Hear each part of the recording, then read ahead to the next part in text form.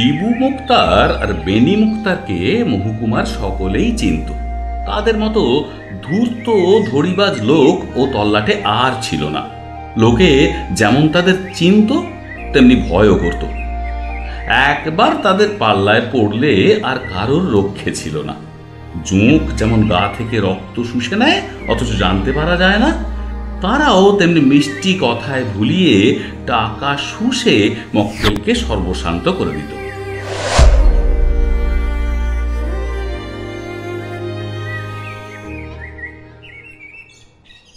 কিন্তু শিবু বাবু, অপরদিকে যে বেনি বাবু আছেন, আমি কি তাহলে কেসটা? আহা, ওই বেনিটা কি জানে, ওকে তো এক তুড়িতে উড়িয়ে দেব। কিন্তু হ্যাঁ, প্রমাণ জোগাড় করতে একটু খরচ হবে। আপনি শুধু সেই দিকটা একটু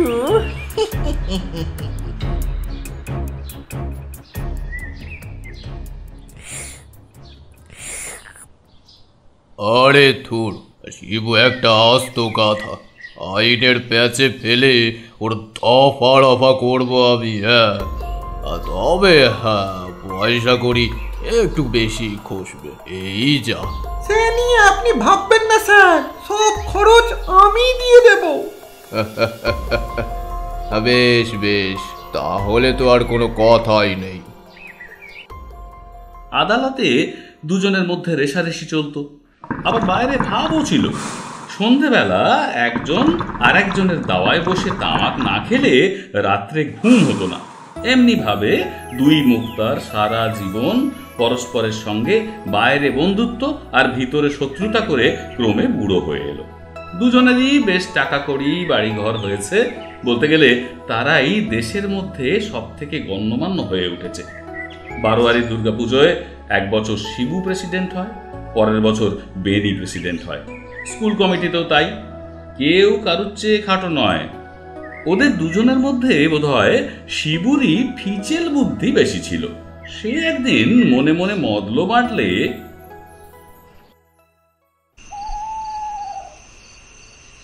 সত্যি বলতে কি, আমি বেনিকে কখনো ভালো করে ঠকাতে পারিনি। বুদ্ধির যুদ্ধে কখনো বেনি জিতেছে, কখনো বা আমি। ফলে এখানে বড়াই করে বলার কোনো জো নেই যে আমি বেশি চালাক। এইভাবে তো চললে হবে না। এক খাপে দুই তলোয়ার কি মানায়? কিন্তু কি করা যায়? পেয়েছি, এইবার বেটা বেনি, এবার তোমাকে কিভাবে ঘোল খাওয়াই তুমি শুধু দেখো।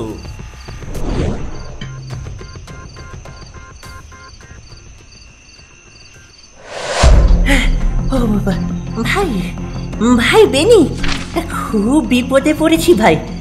50টা টাকা ধার দিতে পারো? একে কালই ফেরত দিয়ে দেব। আর এমন কি, নিয়ে যাও। শিবু টাকা নিয়ে নিজের বাড়িতে গ্যাঁট হয়ে বসলো।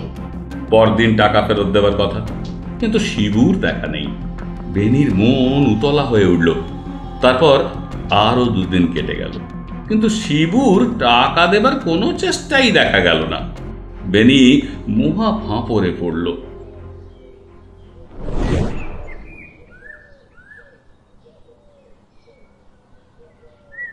ওহো, এ তো মহা মুশকিলে পড়া গেল। আর শিবু যে টাকা নিয়ে গেল তার যে আর পাত্তা নেই। ইস, আমি যে কি বোকামির কাজটাই না করলাম। হ্যান্ডনোট না লিখিয়ে বেটা শিবুকে টাকা ধার দিলাম। ছি ছি ছি ছি ছি ছি, এই কথা জানাজানি হলে যে দেশ শুদ্ধ লোক হাসবে, বলবে বেনি মুক্তারটা একটা গাধা। শিবু বেটাও তাই চায়। হে ভগবান, আমার কি হবে? আমি এখন কি করি?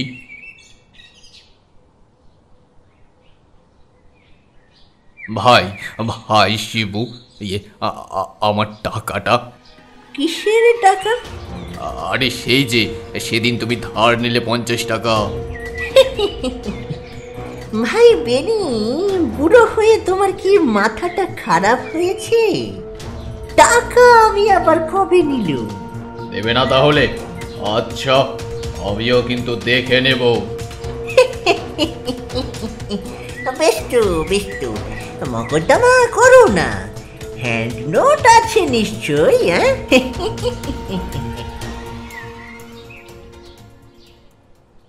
ক্রমে কথাটা চারিদিকে রাষ্ট্র হয়ে গেল যে বেনির 50 টাকা শিবু মুক্তার বেবাক ঠকিয়ে নিয়েছে। সবাই আহ্লাদে আটকানা, ভাবলে আহা, কাকের মাংস কাকেও খায় তাহলে।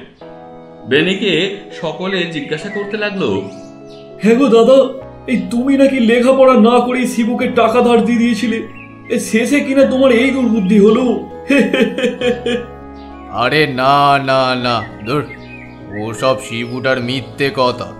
শুধু হাতে টাকা ধার দেব আমি? আরে আমাকে কি পাগল কুকুরে কামড়েছে? দাঁড়াও না, শিবুটাকে আমি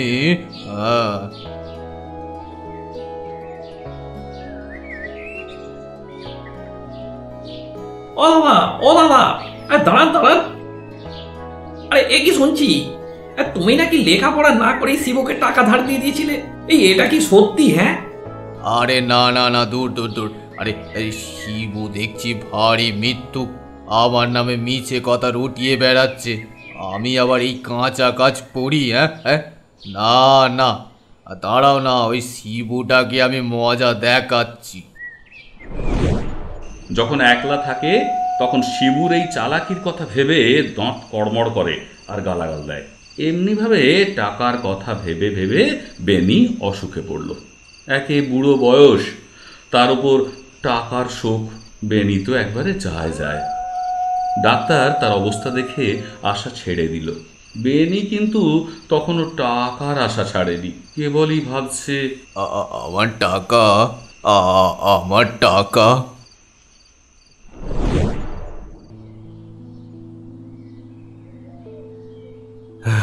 এ ভগবান, শিবুর কাছ থেকে টাকা উদ্ধার করার কি আর কোনো রাস্তাই নেই?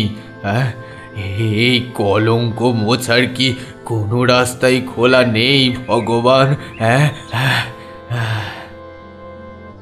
বাঁচার আশা খুবই কম। হরিনাম করো, গঙ্গা নারায়ণ ব্রহ্ম, গঙ্গা জল মুখে দাও।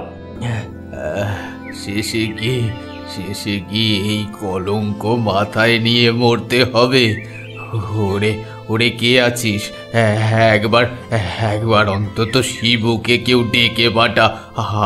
আমি একবার তার সাথে একান্তে কথা বলতে চাই। একবার কেউ ডেকে পাঠা, যারে কেউ যা।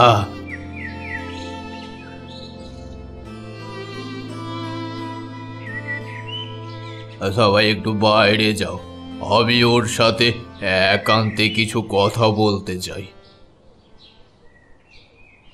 শিবু, আমার টাকা। কিছু ভেবো না ভাই বেনি, তোমার টাকা ঠিকই আছে। এখন হরিনাম করো, তোমার ভালো মন্দ একটা কিছু হলেই আমি তোমার টাকা তোমার ছেলেকে দিয়ে দেব। তুমি নিশ্চিন্ত হয়ে বৈকুণ্ঠে যাও। না, এই এক্ষুনি দাও। এখন ভাই টাকা কোথায় পাবো? কালই তোমার ছেলের হাতে না হয়ে দিয়ে দেব। তুমি কিছু ভেবো না। না না না, এক্ষুনি দাও। দেখে যা মনে হচ্ছে বেটা আর মিনিট 10 মধ্যেই পটল তুলবে। আচ্ছা, তুমি একটু অপেক্ষা করো, আমি টাকাটা নিয়ে আসি।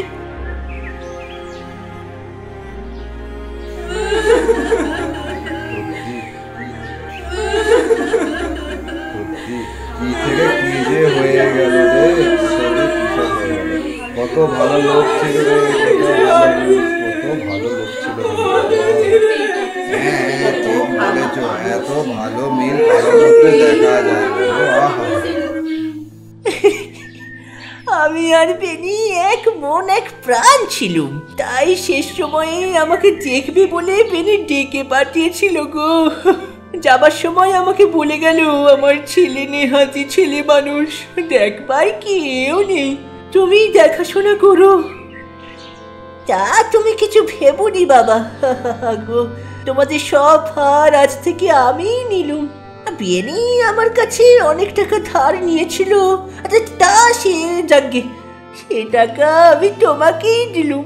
হ্যান্ড নোটগুলো আমি সব ছিঁড়ে ফেলবো। বেনি নেই। ওরে বাবা, বেনি রে, বেনি কোথায় গেলি? আহা গো, সত্যি ভালো লোক ছিল কিন্তু, ভালো লোক। আর কি মিল ওদের মধ্যে, বাবা ভালো নাম ডাকা করেছিল। বলো হরি, বলো হরি, বলো হরি, বলো হরি, বলো হরি, বলো হরি, বলো হরি, বলো হরি, বলো হরি, বলো হরি, বলো হরি, বলো হরি, বলো হরি, বলো হরি, বলো হরি। বেনিকে কি ঠকানোই না ঠকিয়েছি। টাকাকে টাকাও পেলুম, আবার বেনিটা মরেও গেল। এখন আমি একলাই মুক্তারি করব, আর আমায় পাই কে? কে চোর মারলে? হ্যাঁ, এ কি হলো? তবে কি কোনো শকুনি কিংবা গিধ গালে পাখার ঝাপটা মেরে গেল? কিন্তু তাই বা কি করে হবে? আকাশে তো একটাও পাখি নেই।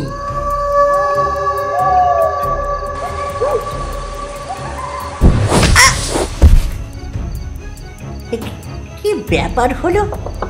এটা বেনিটা নিশ্চয়ই মরেনি। আমাকে ভয় দেখিয়ে টাকা আদায় করবার জন্য সে এই ফন্দি করেছে। না হলে মরা কখনো লাথি মারতে পারে? হ্যাঁ, একবার নাড়িটা পরীক্ষা করে দেখি তো। কি নাড়ি যে নেই, না গা যে বরফের মতো ঠান্ডা। কোনো শব্দই তো হচ্ছে না, বুকও একেবারে নিস্তব্ধ। বেনি যে মরে গিয়েছে তাতে তো কোনো সন্দেহ নেই, সুতরাং এ যে বেনির ভূত না হয়ে যায় না। এই রে, বেনি যে দেখছি ভূত হয়েও সেই 50 টাকার কথা ভুলতে পারেনি। এখানে আমার থাকা অত্যন্ত বিপদ। পালাতে হবে, পালাতে হবে। যাকে মানে কেটে পড়ি। ওরে বাবারে, ভূত ভূত মেরে ফেললে রে। ওরে বাবা রে, বেনি রে, ছেড়ে দে, ছেড়ে দে। ওরে বাবা রে, মরে গেল। কি ব্যাপার?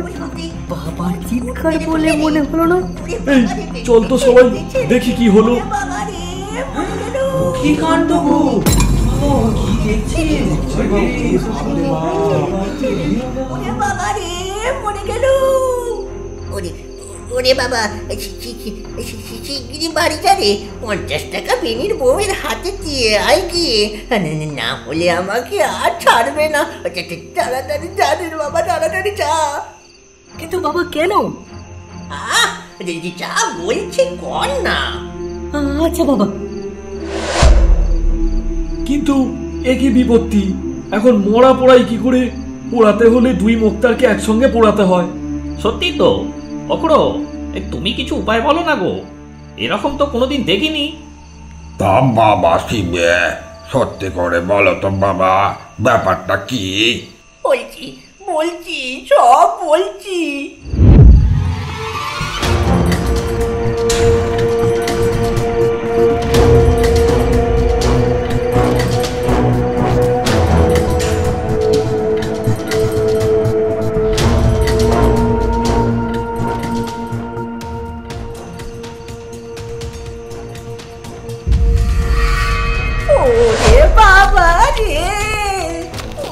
এইবার বুঝলুম ব্যাপারটা। বেনি মরেও টাকার কথা ভুলতে পারেনি। শিবুর ছেলে তার মানে বেনির বাড়িতে টাকা পৌঁছে দিয়েছে।